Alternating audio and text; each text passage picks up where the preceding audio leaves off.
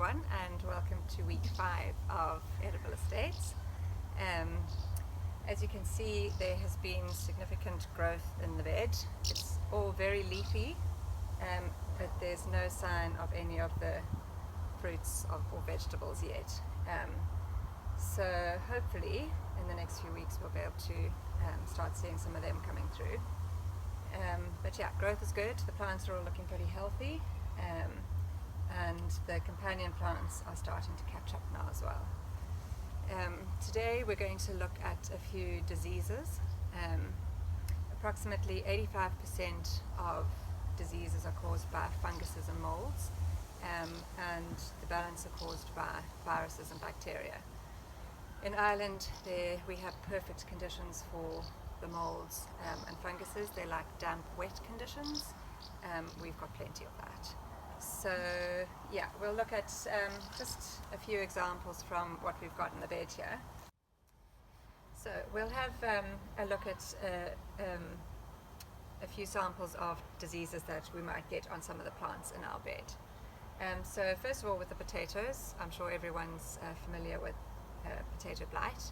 It's what caused the Great Famine in 1845 to 1849, where consecutive years of potato crops were destroyed by the blight. So you would start seeing brown patches on the leaves and sort of black on the stems. The plant would start rotting back, and it would affect the leaves and the tubers underneath. Some things that we can do to try and prevent that is, first of all, to look at getting blight-resistant varieties. It's not a guarantee, but it can help prevent blight. Also looking at putting in early potatoes, because blight would tend to start from around June. So if you've had your early potatoes in and harvested, you are more likely to avoid it. Also just to keep the soil mounded up around it. And you can also make a spray from horsetail or mare's tail, which is a wild growing plant that has segmented long strands, and what you would do is just put some of that into water and let it soak for a few days up to a week, and then strain it. You don't want any of the pieces of the plant getting into your bed, because it can take root and start growing. So strain that and spray it onto your potato plants, and it has a substance called silica in it, and what that does is it creates a waterproof barrier on the leaf and the plant. So when the mold spores come, they can't attach and start colonizing the plant.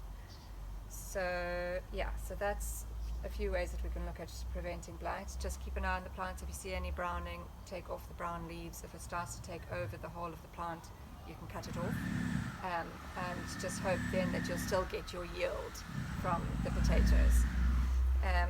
And next week we're going to be talking about crop rotation. Crop rotation is another thing that can help to prevent the buildup of these kind of diseases in the soil.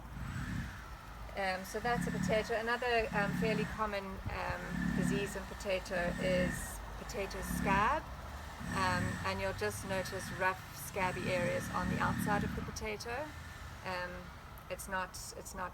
Doesn't mean we can't eat the potato, it's just unsightly. And that as well, it's you can get scab resistant varieties, and just as well keep them earthed up.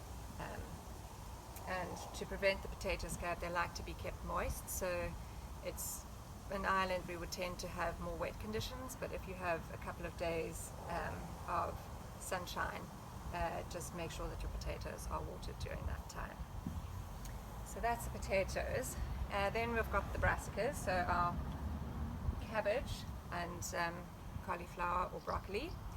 And one of the more common diseases that they can get is called clubroot. And it's unlikely that you would get it at the start of a garden. It's something that can tend to build up in the soil over time if you're not rotating your crops, which is another reason to practice crop rotation. And if it gets into your soil, it can stay there for up to 9 years. So it's something that you would want to avoid if possible.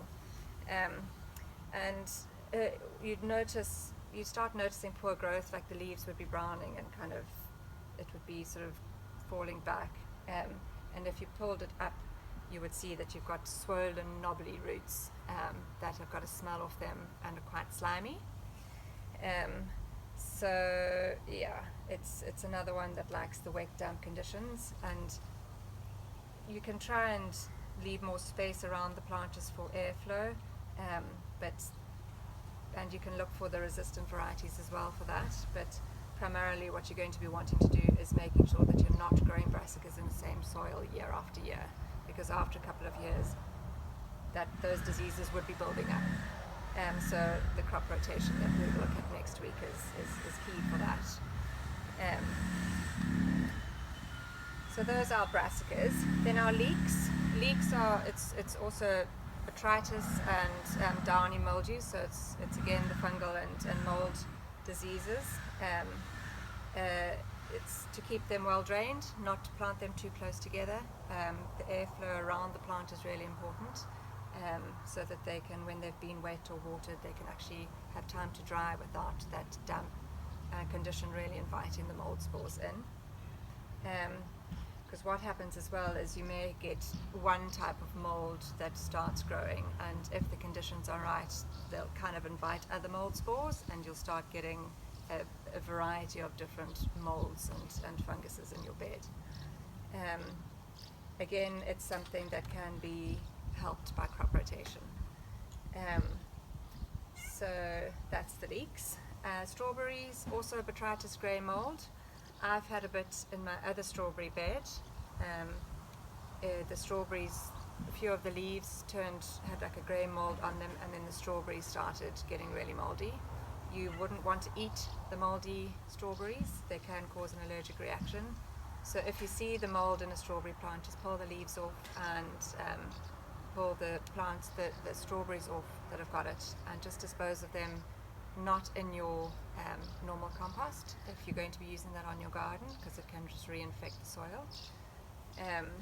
But again, it's what you need is good airflow around the plants. I already know that my plants in my other pot are too close together, so when I'm doing the suckers at the end of the season, I'll probably separate the plants out, wash away the old soil and replace it with new soil in a bigger container. And after 3 years, I would look at replacing all the plants. They would probably have a lifespan of about 3 years. After that, they would be more prone to diseases. So yeah, that's the strawberries. And the lettuces are pretty hardy. They would tend to not really get much in the way of diseases. If they did, it would be the grey mold or fungus on them. If you notice that coming on the leaves, just pull out the whole lettuce. Throw away the leaves that are affected and eat the rest of it. But again, what you're looking for there is good ventilation around the plant, and just to keep harvesting the leaves so that they're not getting too compacted around the center of the plant. So yeah, it's just observation, keeping an eye out for any browning leaves or any mold or fungus growing, and removing it if you can straight away. It's to ensure that all of your plants have got good airflow around them so that they can dry. I'm thinking I might start taking off a few of the lower leaves of my brassicas because they're getting very big and they're starting to cover some of the other plants, which is preventing good airflow. And then with more serious things like the blight, just to keep a good sharp eye on the potatoes and keep mounding them up. And if you can get some silica, you just have a look in the hedgerows or in the fields, and you should find it. It's fairly common, and just make a spray out of that. But hopefully we won't be getting too many diseases this year, and hopefully we'll be getting some sunshine as well, so that our vegetables will start producing a harvest for us. So thanks very much, and next week we'll see you to chat about crop rotation.